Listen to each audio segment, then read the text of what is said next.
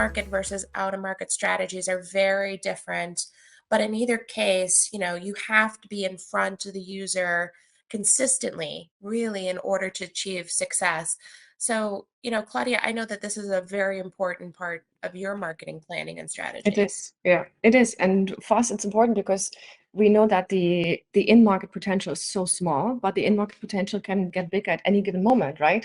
You don't know when the persona, the person, the company is ready to have a conversation with you or might need your solution, your product, or your services, right?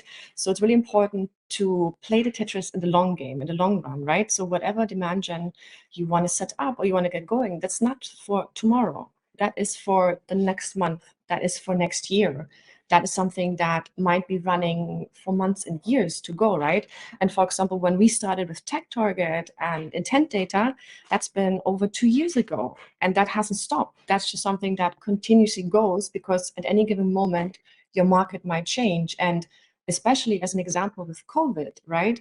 The market changed overnight. So if you don't have things running that are consistently always on, you're missing out, right? Because you can't tap into that potential.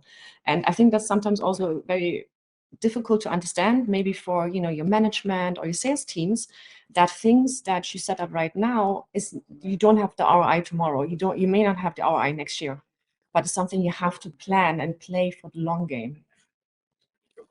Yeah, I would like to highlight the aspect of so when you think about always on, you kind of set it up, you code it, you see that it works, and then you focus on something else. But then it's really critical to come back and refresh, because otherwise this always on thing can keep sending outdated content to your customers. So that's the critical piece, because as I mentioned before, we started to automate customer journeys, and that's really great concept. It really works, but then it's just overnight you find yourself in a completely different job. So you really need to manage content properly and manage your data.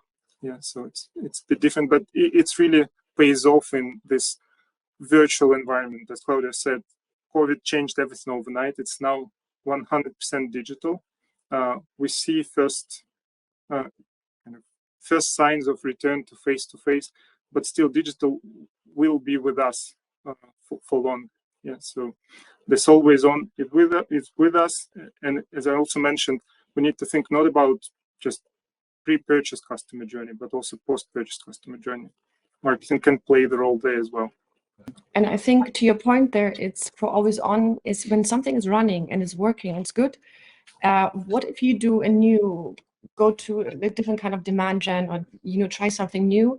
If you have something that's running, maybe you can leverage it. If you always just go, stop, go, play, stop playing, no, you have to continue, and you can use it, leverage most likely what you have set up to a certain extent, which is much less work on the team and the efforts and the outcome then too. Yeah, that's exactly.